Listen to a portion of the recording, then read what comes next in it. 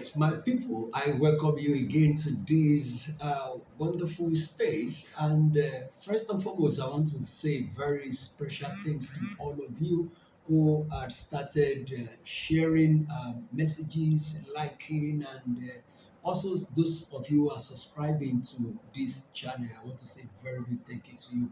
And if you have not subscribed, please quickly do that right now. I want to promise you that everything you are going to be hearing, receiving from this channel is going to be very educative by the special grace of God. And to those of you who have been making demands and placing order on our book, Strategic uh, Parenting, strategies for effective parenting. Yes, the book is still available. I want to thank you for placing your order, and we can do more, and we are going to do more by the grace of God as concerning that book.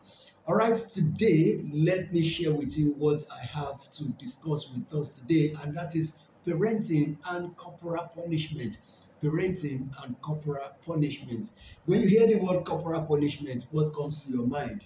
I think the first thing that can easily resonate with your mind as concerning corporal punishment is the use of cane to beat a child, trying to correct your child with the use of cane, with slap, with serious punishment, as the case may be. But then let's quickly look at the word corporal punishment. When we talk about corporal punishment, we are talking about a kind of punishment you met or you administer on a child when that child does wrong, in a way of correcting the child. It could be by beating with the use of cane. It could be by placing the child on a corner. It could be by making the child you know go through one or two rigorous stuff to make sure that that child experiences a painful process in a way of correct bad behavior. But then, whether it is wrong or right is not the essence of this teaching. It is not the essence of this teaching, because I know that many countries have banned the use of physical punishment, whether in schools, at home, and what have you. And there is still a very growing consensus that corporal punishment is not an effective, appropriate method of discipline. Yeah, research also has suggested that it can have negative effect on children's well-being, mental health, and behavior of a child. Instead of using physical punishment, many experts will allude to the fact that positive parenting strategies can, bring about can be used in a way of correcting bad behavior, such as setting a clear expectation, using reasonable consequences, promoting open communication, which is very important, good communication and understanding, of course.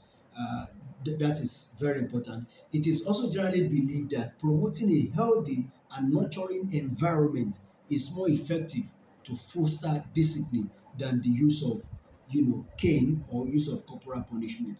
It's also important to know that laws and cultural attitudes towards corporal punishment vary across different regions, probably from cultures to culture, from religious settings to another religious setting. Also, family setting too can determine what type of method you are going to adopt to administer discipline. But one thing is very clear: what is punishment? What is discipline? There's need for us to clear these two terms that are most interchangeably used when it comes to parenting: punishment and discipline. What is punishment? Punishment is a sanction that you met on someone to curb a wrongdoing. It could be by way of finding the person, making sure the person suffers pain, or withdrawing benefit from the person, and so on. Just a way to serve as a deterrent. That is punishment. And what is discipline? Discipline is a punishment or a way of training or to maintain a certain control on behavior. That is discipline. Also, discipline could mean a set of rules regulating behavior. So when you look at these two terms, discipline and punishment, they are all geared towards achieving a good behavior, an expected behavior, a behavior that is, socially, mentally, you know, generally and family-wise acceptable from a child. It's just a way of making sure that a child comes up with a behavior that is generally acceptable. And you know what? It is often said that when the purpose of a thing is not known, abuse is inevitable.